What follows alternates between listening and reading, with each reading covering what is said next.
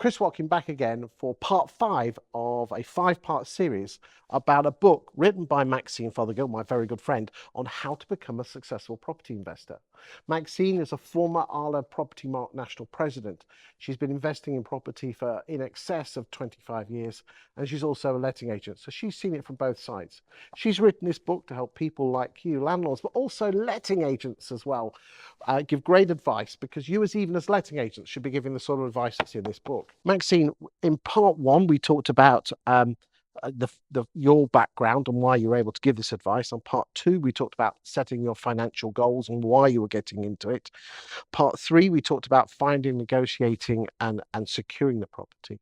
Part 4 we talked about finding a tenant and making sure that it was absolutely bang on, everything was compliant. And in part 5 we're going to be talking about going from one to many.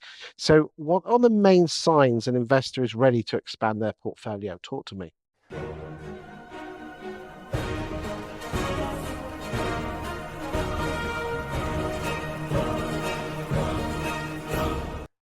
The main signs, I think, is if you've been investing and you've got money that's actually sitting within the property, it means that you can take out some of that money to be able to then reinvest and to actually put it into other properties. That's like, so you bought it for 100, it's gone up to 150, there's 50 grand equity, so you could remortgage and take some of that out and put it in there. Absolutely. So you're not actually taking out your own pocket. No, you're letting the bank do the work for you.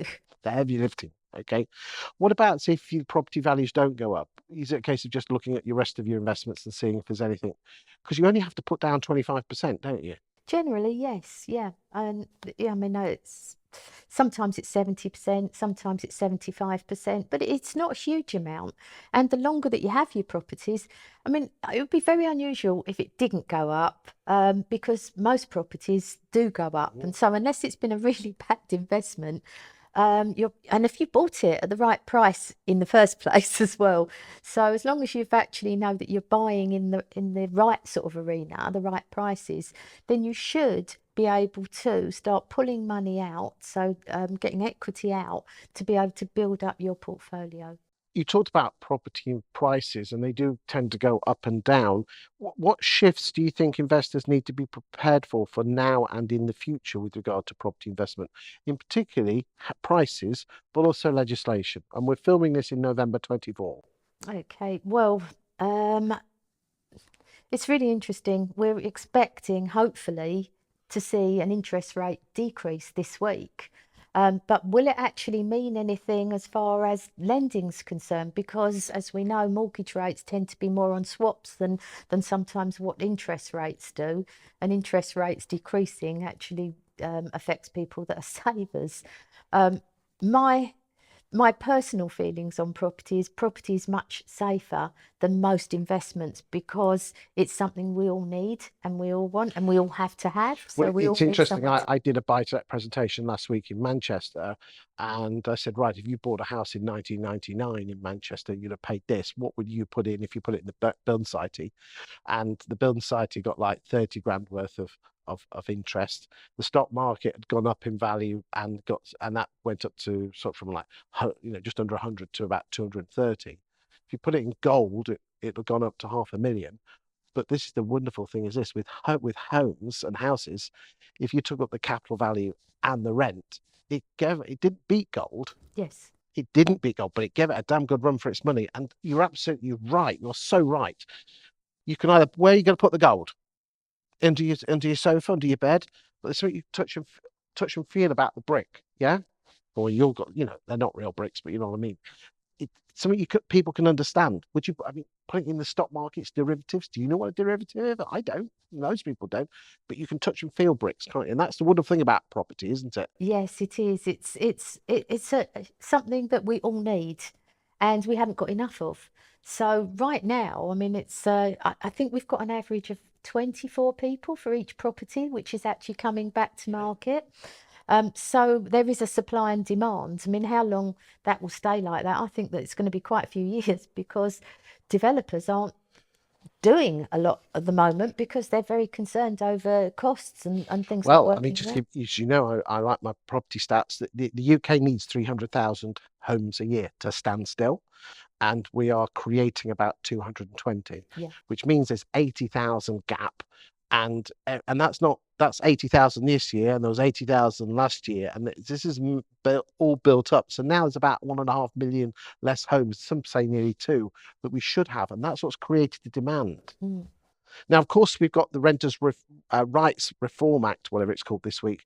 Is that something that should be worrying landlords? I mean, I know that's only an England thing, but I don't think that it should worry them. I I'll be agree. honest with you. The Renters' Rights Bill, and prior to that, the Renters' Reform Bill, it basically is the same legislation that I talk about in that book. It's just strengthening what we've already got in place. There is some fundamental changes. Section 21 will be abolished, and we've known that for many years. And that shouldn't worry landlords, because no landlord's going to kick a tenant out unless the place is trashed or they're not paying the rent, and Section 8 covers that. No, that's right. And then, of course, the changes that they're trying to impose on this, going from 2 months to 3 months before you can start the process of getting the property back. But it's still very much in the, in the negotiation stages.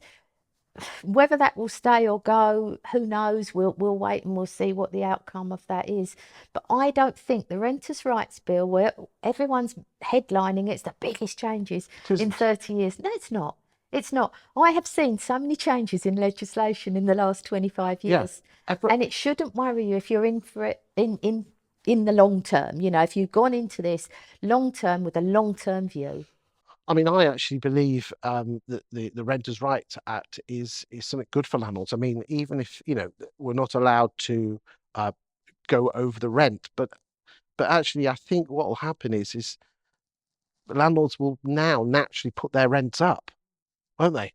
They will do. Yeah. And they're actually almost encouraged to, because at the moment it can be a discussion, a letter following it up.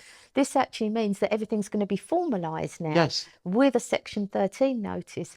I also think it's good for the industry, because every landlord will have to register on a portal, meaning those that are actually working underground at the moment, the ones where you said these huge stats that you found where these tenants are finding landlords that aren't using agents, and there's non-compliance, poor homes. Just to remind you, 272.5% greater chance of a tenant being 2 months or more in arrears if they don't use a letting agent. Yeah.